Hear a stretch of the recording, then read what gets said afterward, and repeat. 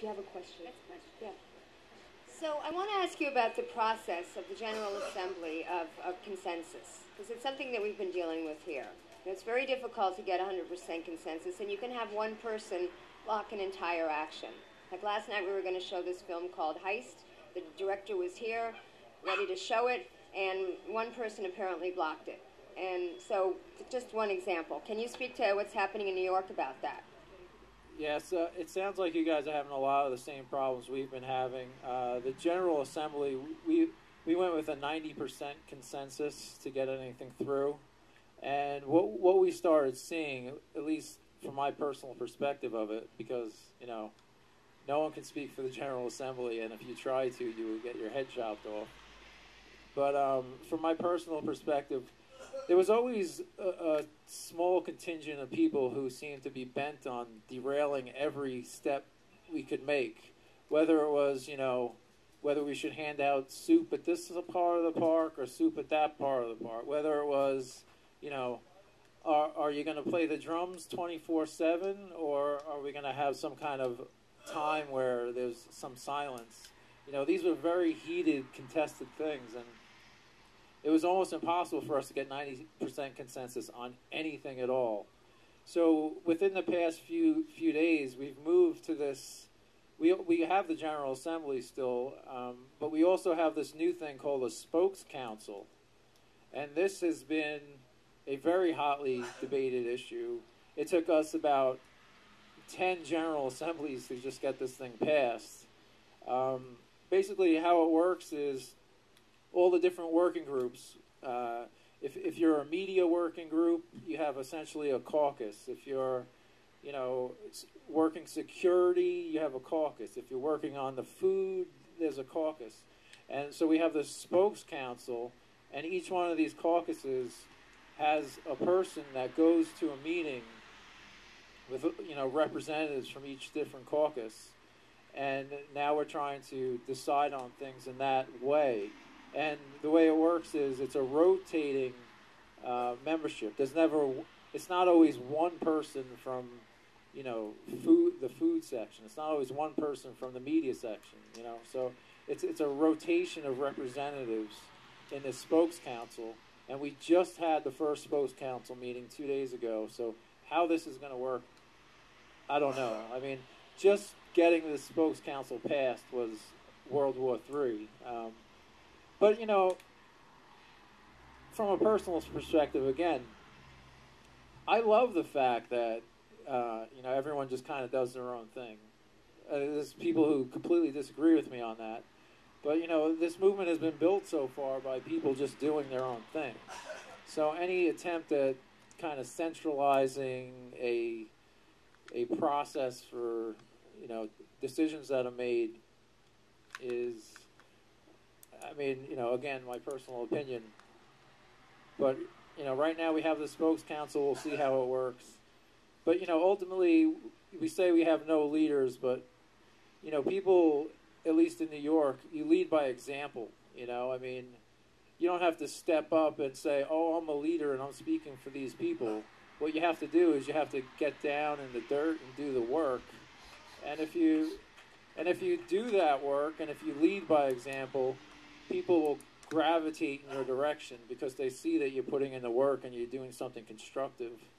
But yeah, Lauren, I don't know if that really answers your question or where you went, Lauren. But yeah, so we have the Spokes Council model. You guys might want to check it out. If you go to the New York City General Assembly website, you can read the Spokes Council, how it works. Yeah, thank you so much for coming. I happen to live in New York City twice, but I admire your passion. Can you elaborate more on the media aspect of this movement? Because it seems to me that, as we know, Ray is a very decentralized movement. But what was the time period that pretty much driven the media art realm of this movement? Can you elaborate more on that? What do you mean by that exactly? The time frame of the efforts and the time. You know, I know it's a time issue to get things done and put them together in a very fast pace. So I was just wanted to ask you, well, what is the criteria of getting things done within the art media, direction of things? All right. Well, the way we have the media team in New York is, kind of a bunch of different working groups. But in interacting with the press, I don't know if that's what you were trying to get at, but representatives to interact with the press, or right? Well, when the press was coming down at first, we were just saying, interview a bunch of different people around the park and see what you come up with. Then we noticed a lot of corporate, let's say Fox News types would try and find the weakest link. They spend a couple hours in the park trying to find someone to say one stupid line, and that's what they would run with. So we've gotten better at that. Again, it's like this issue of who speaks for the movement and who exactly are the spokespeople. But really, we have certain people who've interacted with the media. There's a lot of media organizations that I know, a lot of prominent journalists that I know that I'll do interviews with because I know them, or people that I work with at Liberty Park will do interviews with them. And basically we say, we don't speak for the movement, we speak for ourselves. But I mean, it's a sticky issue of who the spokespeople are when you have a decentralized legalist movement. Ultimately, you just speak for yourself and say what you would like to see done in the movement, and either you rise or fall on what you say. Next question from the table. Sorry, I didn't mean to jump the stack. Can everybody hear me? Okay, so I have a two-parter question. One might be really easy to sort of say. Have you heard of the 99% Declaration in Philadelphia? And is that real? This is me fact-checking. And then the next thing is, I've been to the Midwest recently to talk to them about their occupations. Why did you choose the tactic of occupation, and what does it mean to you? Okay, the 99% Declaration first. At first, a lot of people at Liberty Park were upset about that, the way the way it was presented than the content of it. But in a decentralized movement, and in a way, I look at Occupy Wall Street as kind of the offline version of Anonymous. Again, my own personal opinion, in the fact that people put forward ideas, and if an idea is good, enough people will gravitate towards it, and it will essentially become legitimate. If an idea is not so good, people will ignore it, and it won't be legitimate. I mean, that's the only thing that really makes something legitimate or not, is whether other people want to do it. Again, this is the leaderless question. About choosing occupation, basically it was the people in Egypt, the people in Spain. They occupied spaces and they didn't leave, and it was inspiring, and it seemed like a method that worked. So we just went with that. Okay, next question. Welcome to LA. Thank you. Could you identify a root cause for all of the ills that people are making demands about? Sure. I mean, I could try. Basically, I think it just comes... I'm sorry, I don't want to cut you off, but the reason I ask you is that as a teacher for many decades, I always try to make the idea as simple as possible and then build to the... But I think if we keep our demands as simple as possible, we have a better chance of communicating. Right. I mean, when I wrote The Economic Elite versus the People of the United States, it all boiled down to me to fraud. Trillions of dollars of fraudulent activity. I've been reporting on economics since the Commodities Modernization Act in late 90s, 2000, which kind of gave birth to all these credit default swaps and mortgage-backed securities. I look at the entire derivative market, to me, is just a giant Ponzi scheme. For every $1 real dollar in the economy, they turned it into 10 bogus dollars that they could give themselves big fat bonuses off of. You know, and ensuring the fraudulent derivatives through AIG when they know they'd blow up, to the rating agencies that gave them all AAA ratings when they were based on crap, basically. So I think trillions of dollars of fraudulent activity really set our entire economic future on fire. What happened with the run on Bear Stearns, the collateral calls on AIG, was the first phase of this Ponzi scheme collapsing.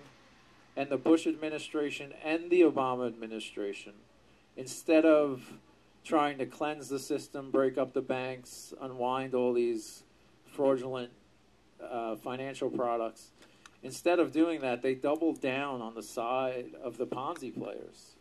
I mean, you know, the Bush administration and the Obama administration are up to their eyes in this. You know, Obama has not done anything to rein in this global Ponzi scheme.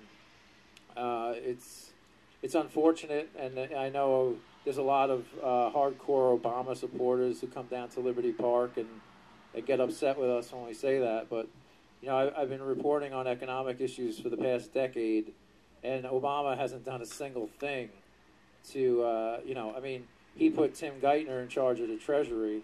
That's a joke. I mean, he had Larry Summers, his lead economic advisor. He made Bill Daley his chief of staff.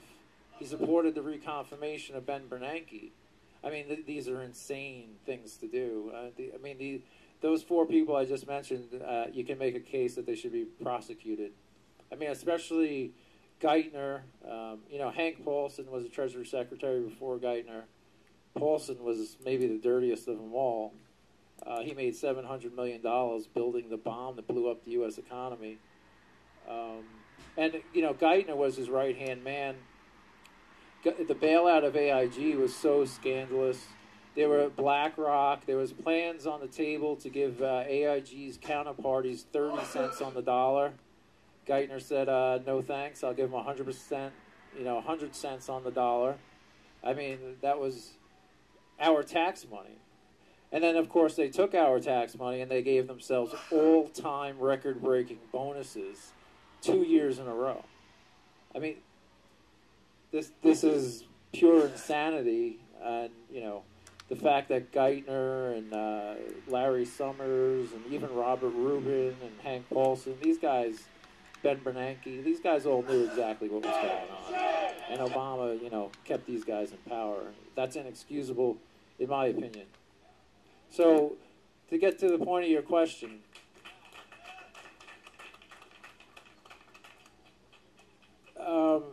it's the economic inequality. Over the past 35 years, there's been massive wealth creation, unprecedented in human history, and it's all gone to the top. U.S. millionaire households currently have $46 trillion of wealth. As I said, the 400 richest Americans have as much wealth as 154 million Americans combined. So we've all been robbed by this fraudulent Ponzi system.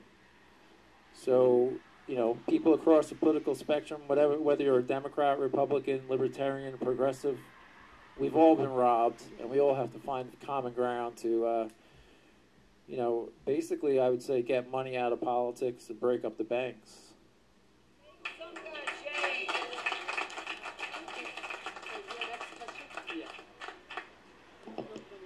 My question would be, like, how the philosophy we use within the movement, how it's affecting the movement, and the people that start the movement, how they think, is the philosophy working towards the goals they had?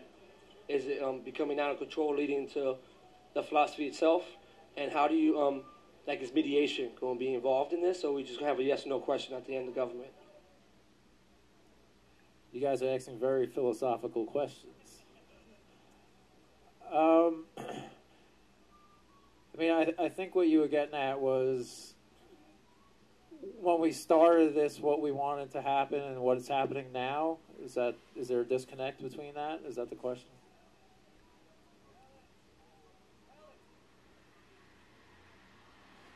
Well, I think at this point, you know, those of us who've been working on this issue for years and helped organize the September 17th event, we had some very clear goals and demands in mind.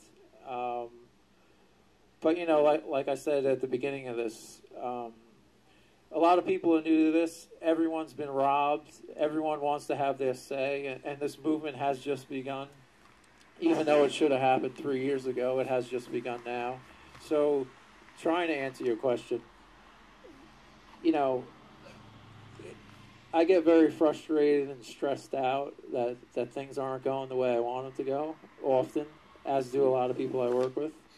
But we kind of have to accept the fact that as long as people keep coming out, as long as there's over 1,000 occupations, as long as we've moved $5 billion out of the big banks in the past month,